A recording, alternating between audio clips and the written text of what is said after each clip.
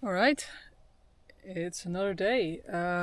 Gosh, it's I've only recorded the video in Boca Rent like 2 days ago, but I've already moved onward, and just kind of rushing my way back to the net. Well, not rushing, but I'm making some speed back towards the Netherlands. I've decided to drive halfway up Spain, so I'm actually right in the middle of Spain right now, heading towards Pamplona. So I'm gonna be driving down the west side of the Pyrenees this time to kind of avoid the toll routes down France. And yeah, I've decided to just go inland, away from the coast for the first time. And like many places in Spain, the inland is just completely quiet, especially in winter. It's only 4 days till spring, but it's still technically winter, and you can tell how quiet it is here. There's absolutely not a sound.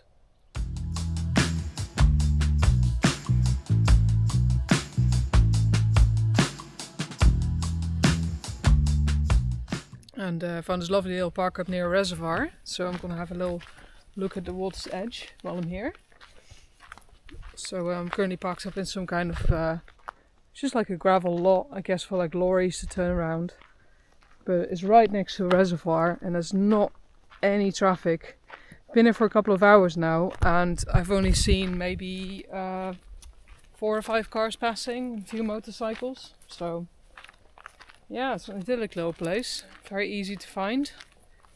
Not too close, not too far away from the main roads either. So yeah, catching a lovely bit of sunshine.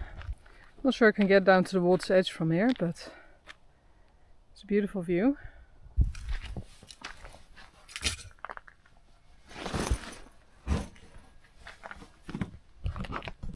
It's not too often I rock up to a place where I'm not sure what to expect, and you know, I use a couple of apps for finding parking spots at night, and a lot of people just post random places, So not many of these are very popular, especially when you try to look under like natural areas, because most camper vans tend to stick to like, the bits that have amenities. They want shops nearby, they want water. So if you're slightly self-reliant, um, you got your own water supply and your own food for a while, you got your own solar panels. You can come to these kind of places and have like peace and quiet. I'm actually struggling to hear anything right now, so I mean, I think this is the whole point of having a camper van, isn't it? It's just going to these kind of places. Like, I could quite easily, take my work on the road. I could quite easily be a digital nomad or whatever that term is. By the way, I hate that term, digital nomad. It pisses me off. We're not nomads. Nomads are people who like, you know, go to places to get resources.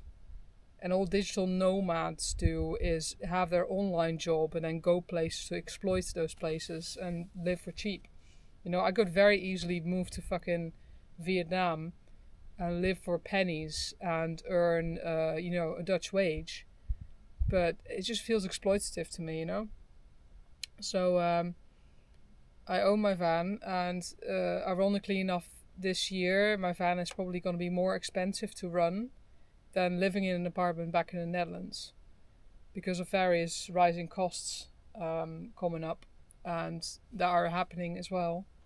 And my next van's also going to be bigger, so it's going to be more road tax and all yada yada. It's all a whole load of bullshit. But I still want to do it despite the rising cost of everything. It's still worth it to me because this is what it's about. It's not about going to the most picturesque areas. It's not about the destination per se. It's about being in the middle of it, literally sitting here, feet in nature, and just being able to walk out there and just be in the world. And I love rocking up to small towns as well, small cities. And if you are a digital nomad, you kind of have to stick to places that are accessible, and you fly places, and I could live out of a rucksack, sure, but I like the idea of at least having my van. And I don't own a lot, but I do have everything with me that I need to live. I'm not reliant on anyone else. So like, even though I don't have a dedicated shower cubicle in this, I still make it work. It's still everything that I need in this compact little place. I don't need to look for a bed for the night because I'm carrying everything with me. I mean, obviously that's why my channel's called Wee Blue Snail, right? Take your house with you, and you don't need to have much in it. So my next van's probably not going to be too much bigger, but just for luxury's sake, or just a bit more, just slightly bigger. It's just more convenient for taking people along. So I'm feeling very strange at the moment because it's all coming to an end with this van. She's brought me a lot over the last 6 years that I've had her, but it's time to move into something new, I think. And next month is going to be me just dedicated to looking for something new. And yeah. So even though my channel's not meant to be like a van life channel at all, because I don't really care about, showing my lifestyle. That's not the whole point of what I'm trying to do. I think I'm still going to give a little tour of my van just for like posterity's sake more than anything. For like if I look back on, my own videos in the future, I can be like, oh yeah, that's how it was with my Wee Blue Snail, So we all familiar with the outside. It's nice and blue. And I have no idea who built it and why. I don't know how many owners she's had. And somebody's put these stickers on, which are, and this one's fine, but there's a couple of them that are on there that are just hiding a bit of rust behind it, There's some really weird bits about this van. I'm not sure if you can tell on the bonnet. It's currently covered in bug splatter. Please ignore that. You can tell this says the new Opel Movano, which means in Dutch the new Opel Movano. So this was meant to be a show model. Like somebody put this up at the dealers to show, like as a showcase model. So that's why she's blue probably, because it's a nice appealing color. Not so appealing right now with all the green and guts all over her. God's sake. Just going down the middle of Spain, that's where all the fields are and all the agriculture, and you get loads of bugs.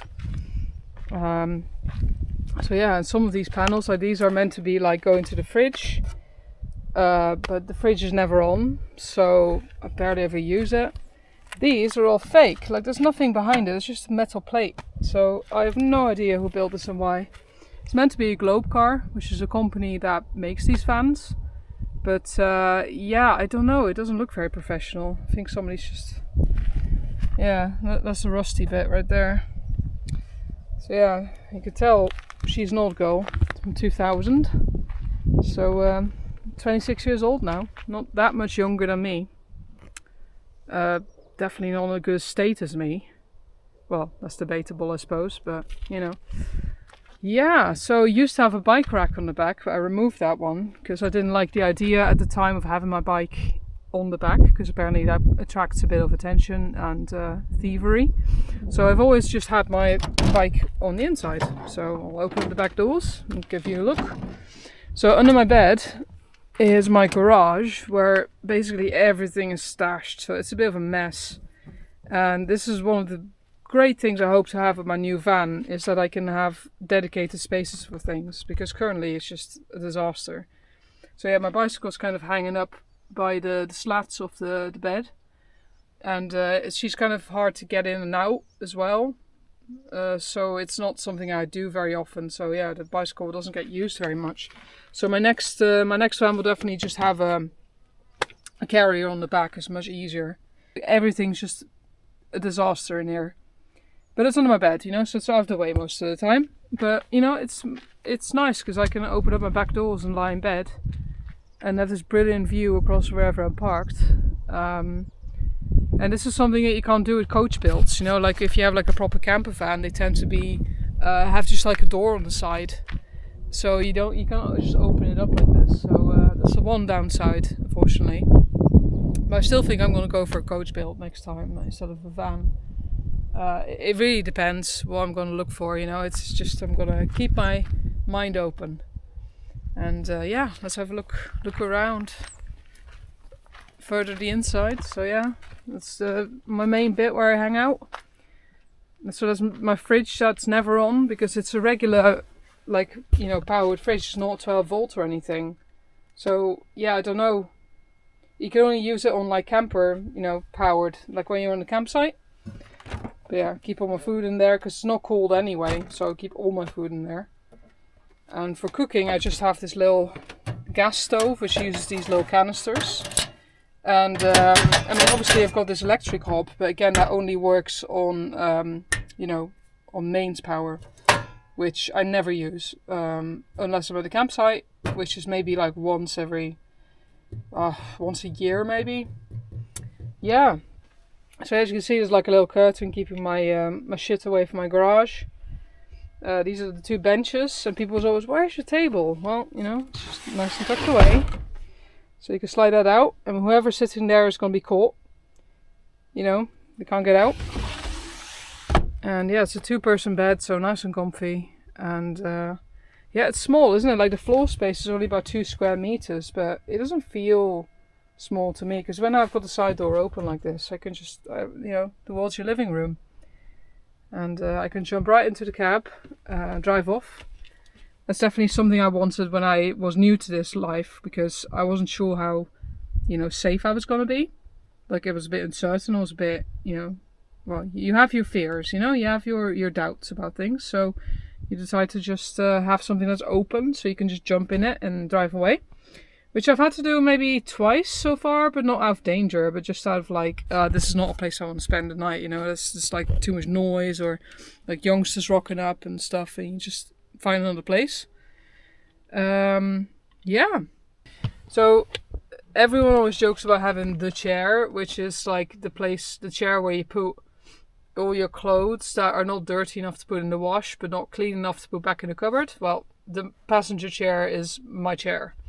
The chair. So that's where I stash everything I don't need, just to get it out of the way. Yeah, the wide angle on the camera shows it really nicely, you know, it gives you so much space having everything open like this. It doesn't feel like a cramped space at all, especially if you're out in nature like this, you know, you could just chill. The only issue can be insects, you know, especially near the summer. I do have a net that I can kind of cover the door with, the side door anyway, to keep everything out. But I've only ever had like one problem with insects, was when I was in France, in the south of France, and you have these bugs called stink bugs, and well, they're called that for a reason. They're called shield bugs as well, but they kind of emit this really weird, smelly, rotting almond kind of stink when they're threatened. And what they do, they're an agricultural pest, and in the winter they look for a nice warm place to kind of overwinter, you know, to stay safe. And once one of them finds the perfect spot, it releases pheromones to attract the rest of the crowd to it. And one of those buggers, literally speaking, thought my van was the absolute amazing perfect place to spend the winter. So I had hundreds of the bastards all over my van.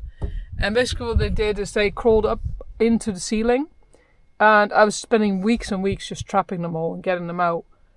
So yeah, that was great. Oh, memories, eh?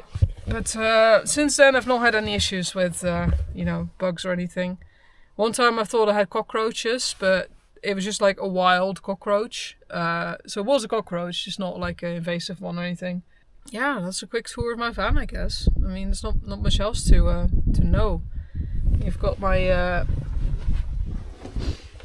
my leisure battery, or the charge controller from my solar panel, and the battery itself is underneath in this hole, and I can turn it on and off to charge my laptop, which is currently charging. So yeah, it's great. It's never let me down. It's only 100-watt panel and 100